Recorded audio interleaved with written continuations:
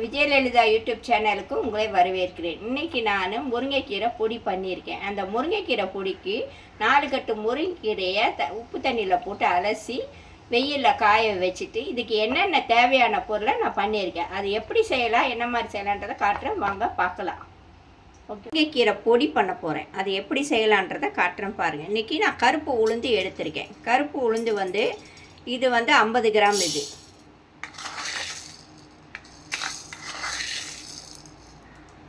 நான் 100 கிராம் கிட்ட போட்டிருக்கேன்.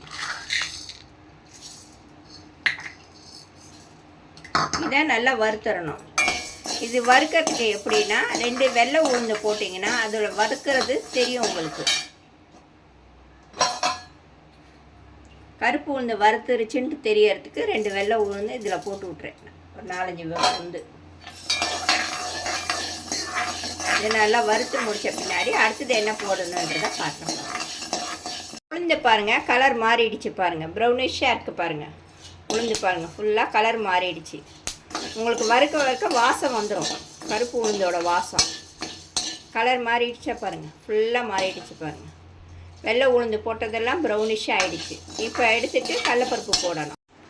இப்போ இதில் 1.5 போடுறேன் நான். ஏற்கனவே கருப்பு உளுந்து 2 போட்டேன் நான். இது 1.5 தான் போடணும்.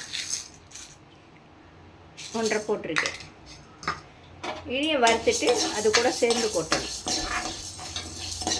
இப்போ பாருங்கள், அந்த கருப்பு உளுந்தெல்லாம் வெள்ளை உளுந்தோடு சேர்த்து போட்டுக்கனால ப்ரௌனிஷ் ஆகிடுச்சு பாருங்கள். இது வறுத்துட்டேன்றது இதுதான் கணக்கு.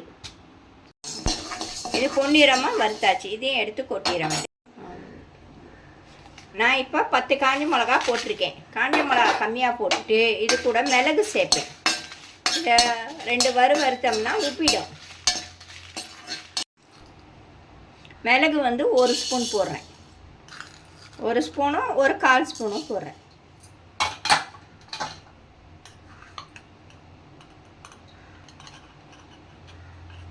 ஜீரகம் 1 ஸ்பூன் போடுறேன். இது 2ஐயும் நல்லா வறுத்துறணும். ஜீரகமும் வறுத்தாச்சு. இப்போ எடுத்து கொட்டிடுறேன். பூண்டு தான் நான் எடுத்திருக்கேன். இதை தட்டி போட்டு எடுத்து வச்சுருக்கேன். இதே நல்லா தட்டி போட்டதை மொறுன்னு வறுத்துறணும். உங்களுக்கு இந்த மாதிரி நல்லா மொறுன்னு வந்துடும் எல்லாமே. நான் முருங்கைக்கீரை கழுவிட்டு 4 கட்டு வெயிலில் காய வச்சு எடுத்து வச்சுருக்கேன். இதை முருங்கைக்கீரை பொடிக்கு போடுறேன் பாருங்கள். லைட்டாக சூடு பண்ணால் போதும், ரொம்ப வறுக்கணும்னு அவசியம் கிடையாது. இந்த மாதிரி சூடு பொறுக்கிற அளவுக்கு இருந்தால் போதும். ஏன்னா ஏற்கனவே காய வச்சது, அதனால் சூடு பொறுக்கிற அளவு இருந்தால் போதும். இப்போ அடுப்பு ஆஃப் பண்ணிட வேண்டியது. நான் எல்லாமே வறுத்துட்டேன், தனித்தனியாக வச்சுருக்கேன். முருங்கைக்கீரை பொடி முருங்கைக்கீரையை நான் வறுத்து வச்சுருக்கேன். இதை தனியாக மிக்சியில் அரைச்சிட்டு ஜலிச்சிட்டு அது கூட இது மிக்ஸ் பண்ணணும். எப்படின்றத காட்டுறேன் பாருங்கள். முருங்கைக்கீரையை அரைச்சிட்டேன். இது கூட இதெல்லாம் போடுறேன், பருப்பெல்லாம் போட்டு கீரை பொடி பண்ணிட்டேன் நான். இது நீங்கள் சாதத்துலேயும் பசைஞ்சு சாப்பிடலாம், இட்லி போட்டு தோசைக்கும் வச்சுக்கலாம், இட்லிக்கும் வச்சுக்கலாம்.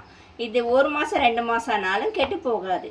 உங்களுக்கு நல்லாயிருக்கும். இதை செஞ்சு சாப்பிட்டு எப்படி இருக்குன்னு சொல்லுங்கள். பிடிச்சிருந்தா லைக் பண்ணுங்கள், சப்ஸ்கிரைப் பண்ணுங்கள், பெல் பட்டனை தட்டுங்க. ஓகே, தேங்க்யூ, பாய்.